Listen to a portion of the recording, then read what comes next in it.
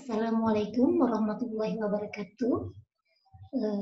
Hari ini saya akan menjelaskan tentang materi pertama dari mata kuliah Etika Profesistik atau yang disingkat dengan etik, yaitu tentang tinjauan umum etika.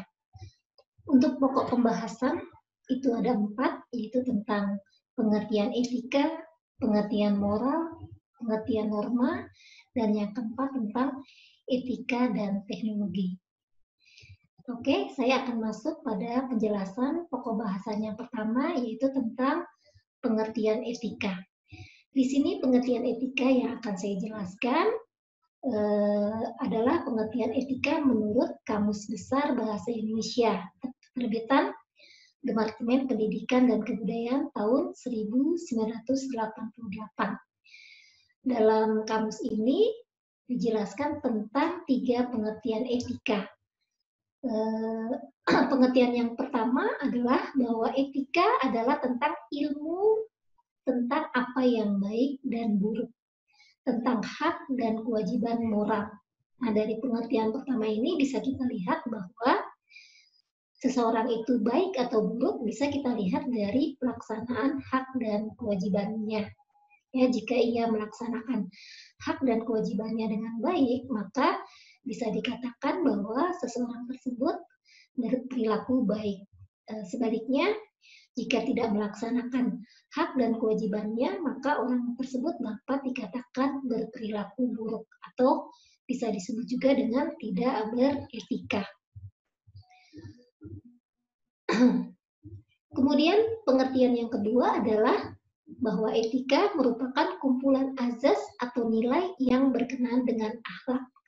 Berarti di sini bisa kita lihat bahwa etika bisa kita lihat dari akhlak atau perbuatan seseorang. Ya, dalam kehidupan sehari-hari kita bisa menilai apakah seseorang itu baik atau buruk. Ya, bisa dilihat dari misalnya bagaimana cara dia bergaul, atau bisa kita lihat bagaimana caranya dia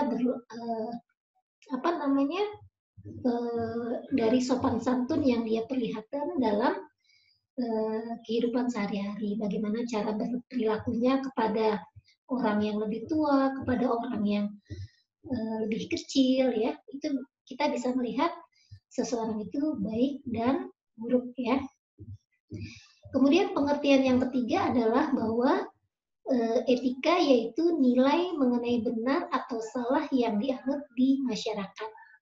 Nah, pengertian yang ketiga bahwa seseorang itu baik atau buruk itu tidak ditentukan oleh dirinya sendiri, ya, tapi perbuatan dia baik atau buruk bisa juga ditentukan dari nilai yang dianut di masyarakat sekitar, ya.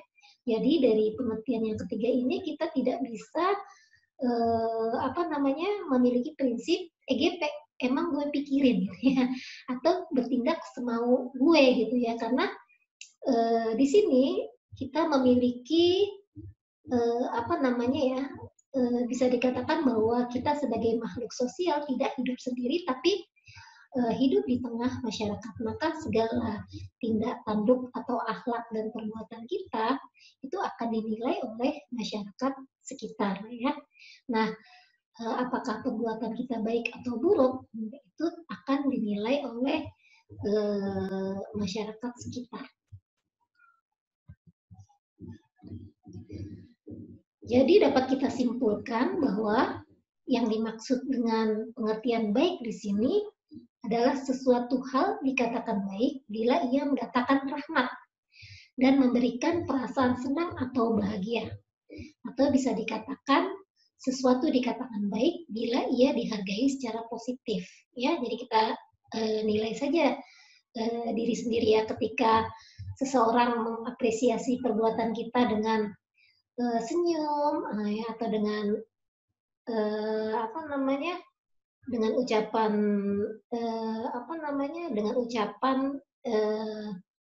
dengan ucapan ya selamat atau dan sebagainya, maka bisa kita simpulkan bahwa apa yang kita lakukan adalah baik, ya. Sebaliknya, Jika perbuatan yang kita lakukan tidak menyenangkan orang lain, ya, maka bisa dikatakan perbuatan kita itu adalah perbuatan buruk. Ya. Artinya perbuatan buruk di sini adalah segala yang tercela. Perbuatan buruk berarti perbuatan yang bertentangan dengan norma-norma yang dianut di masyarakat sekitar, ya, atau norma-norma yang berlaku di masyarakat. Ya, tentunya masyarakat yang satu dengan masyarakat yang lain mungkin berbeda, ya. Misalnya pada suku Jawa dengan suku Batak, ya, tentunya norma-norma yang berlaku itu berbeda. Maka kita harus menyesuaikan tingkah laku kita, akhlak kita sesuai dengan kondisi masyarakat yang berlaku di sekitar kita. Jadi bisa kita simpulkan bahwa tujuan dari mempelajari etika di sini adalah untuk mendapatkan konsep yang sama mengenai penilaian baik dan buruk bagi semua manusia dalam ruang dan waktu tertentu, ya. Terutama di sini di mata kuliah etik, kenapa kita mempelajari tentang etika, ya, agar kita memiliki konsep yang sama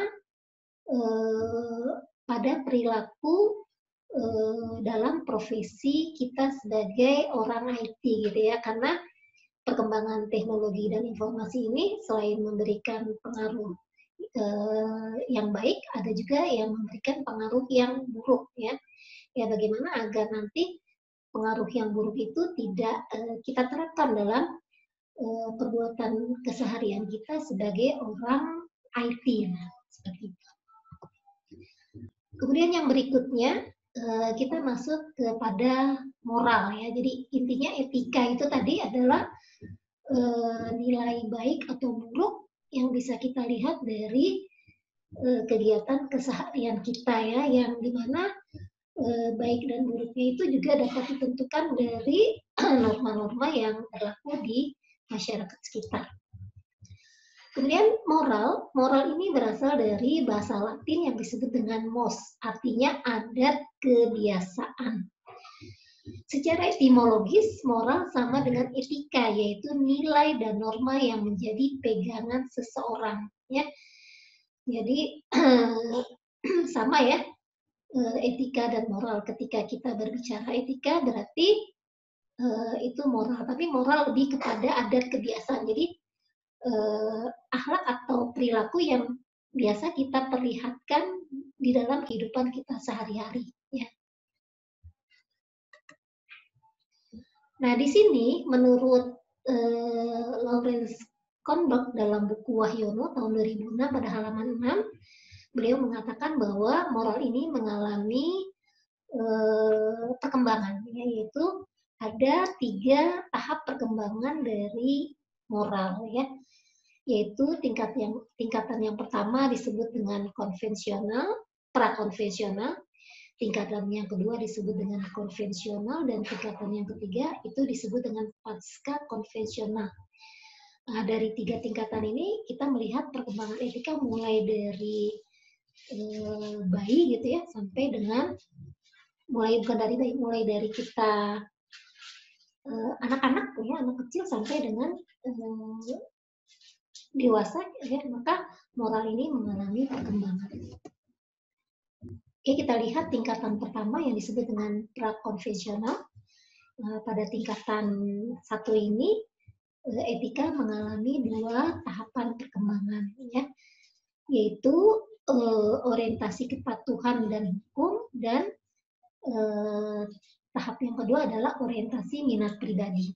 Ya, jadi tingkatan 1 ini adalah perkembangan moral yang biasa dimiliki oleh anak-anak, ya. Anak-anak di sini anak-anak yang anak-anak usia berapa, TK, ya, yang sudah bisa tahu baik dan buruk, ya, misalnya tahu dan baik dan buruk. Jadi di sini walaupun tidak memungkinkan orang dewasa juga memiliki perkembangan moral pada tahap 1 ini. Nanti silakan dievaluasi sendiri-sendiri, ya, perkembangan moral kita sudah sampai tahap yang mana, apakah masih sampai tahap 1, apakah sudah sampai tahap ketiga ya.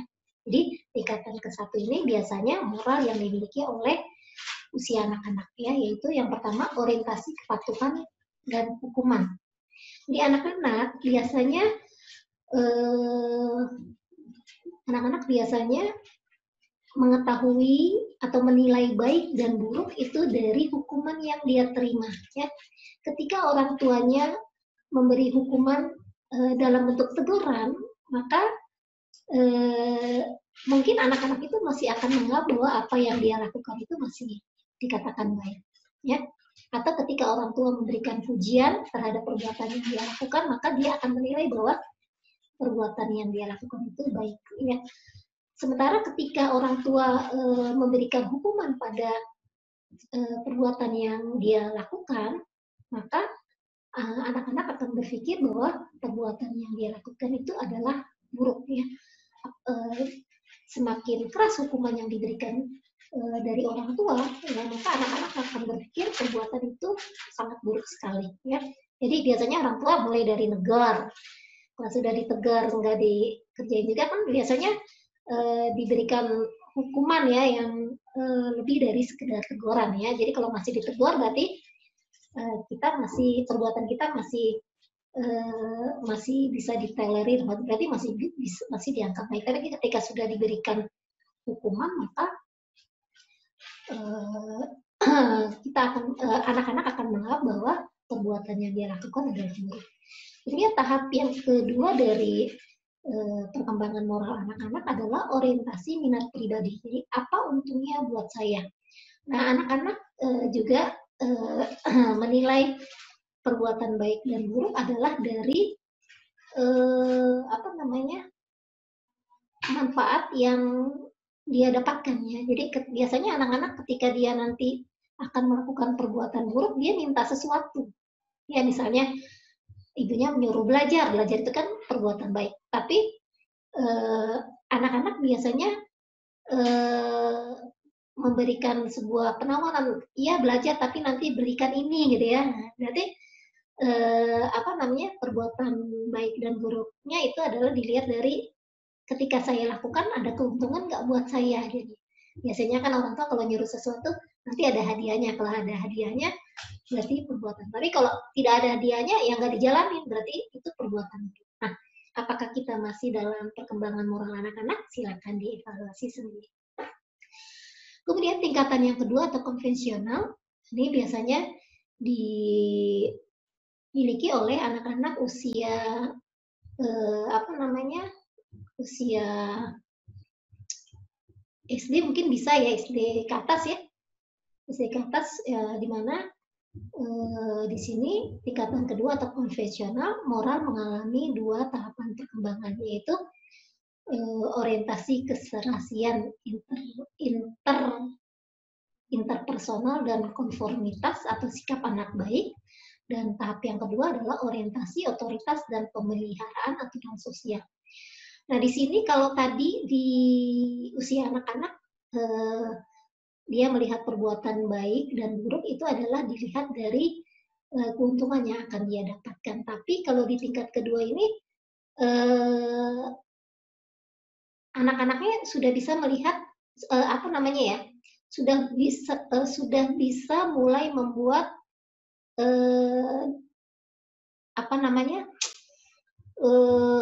sudah mulai bisa mencari muka gitu ya, sudah bisa mencari muka, sudah bisa kalau saya nanti berbuat seperti ini pasti nanti akan ada dapat imbalan ini, seperti itu ya. Sudah tahu bahwa kalau saya mau dapat hadiah dari orang tua maka saya harus belajar, maka dia belajar gitu ya. Kemudian juga apa yang dia lakukan baik dan buruk juga karena tahapan yang kedua adalah karena sudah tahu hukum dan aturan yang berlaku ya.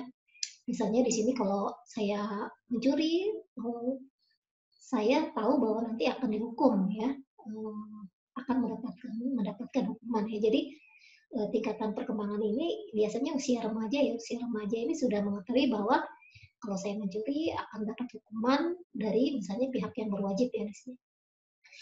Kemudian perkembangan yang ketiga adalah moral mengalami perkembangan pada pasca konvensional ya.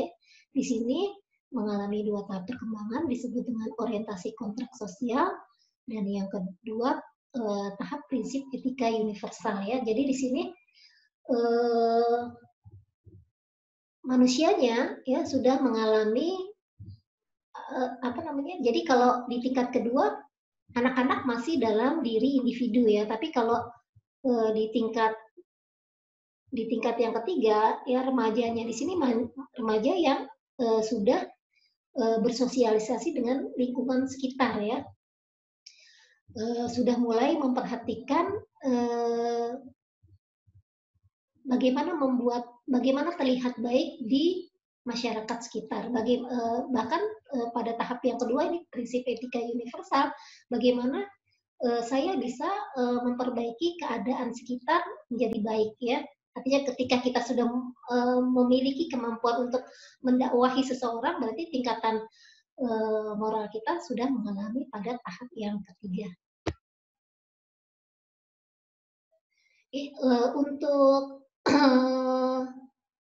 etika moral di sini ya, etika atau moral di sini memiliki yang namanya sanksi ya. Jadi perbuatan baik dan buruk yang kita lakukan, jadi dalam aturan mengenai sikap dan perilaku manusia sebagai manusia ini ada dua sanksi yang bisa kita dapatkan ketika kita membuat sebuah pelanggaran etika, yaitu yang pertama sanksi sosial. Sanksi sosial yaitu berupa teguran dari masyarakat, bahkan sampai pengucilan dari masyarakat. Ya, jadi ketika kita berbuat tidak baik, mungkin dianggap tidak baik menurut masyarakat, mungkin pertama kita ditegur ya. Kalau ditegur nggak mempan, mungkin kita bisa sampai dikucilkan, bahkan sampai diusir dari lingkungan masyarakat kita ya. Dan sanksi yang kedua adalah sanksi hukum, berarti perbuatan yang kita lakukan ini melanggar dari segi hukum pidana dan hukum perdata.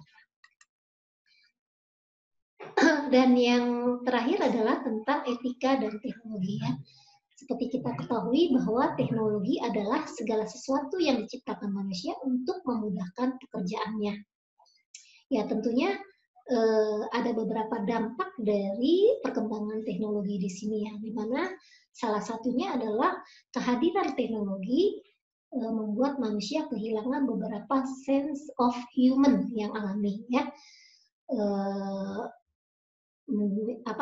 Misalnya di sini otomatisasi mesin, jadi apa-apa dilakukan mesin ya, maka sense of human yang alami kita membuat kewaspadaan kita lambat ya. Contohnya di sini misalnya dari beberapa contoh yang pertama dari cara orang berkomunikasi ya, misalnya dari surat atau dari cara orang berkomunikasi misalnya sekarang sampai dengan WA ya. Ini bisa kita lihat dari tutur kata seseorang ya yang sense of human-nya melemah gitu ya, kurang peka terhadap orang lain jadinya seperti itu. Kemudian misalnya kita bisa lihat juga dari misalnya aplikasi orang berzakat ya. Jadi apa-apa sekarang sudah melalui berbasis web ya, jadi nggak ketemu secara langsung ya. Misalnya dalam orang menyerahkan zakatnya, salah satu implikasi dari adanya silaturahmi yang tertunda, sehingga emosi atau touch yang semakin tumpul karena jarak dan waktu yang semakin bias oleh teknologi informasi ya. Jadi itu beberapa dampak buruk yang ditimbulkan dari teknologi ya. Jadi kan tadi ya dari teknologi informasi kita tidak berhadapan langsung kepada orang lain, sehingga dari cara kita berbicara, dari tutur kata kita juga berubah secara total gitu ya. Beda ya kalau kita ngomong face to face dengan ketika kita mungkin di WA, mungkin malunya kita sedikit hilang ketimbang ketika kita berbicara secara langsung ya. Seperti itu mungkin nanti untuk materi secara lebih lengkapnya dapat kalian pelajari pada materi yang ada di dalam LMS-nya ya. Kemudian juga mungkin nanti akan dijelaskan secara lebih detail dengan dosen mata kuliah pada kelas Anda ya. Akhir kata saya ucapkan wassalamualaikum warahmatullahi wabarakatuh.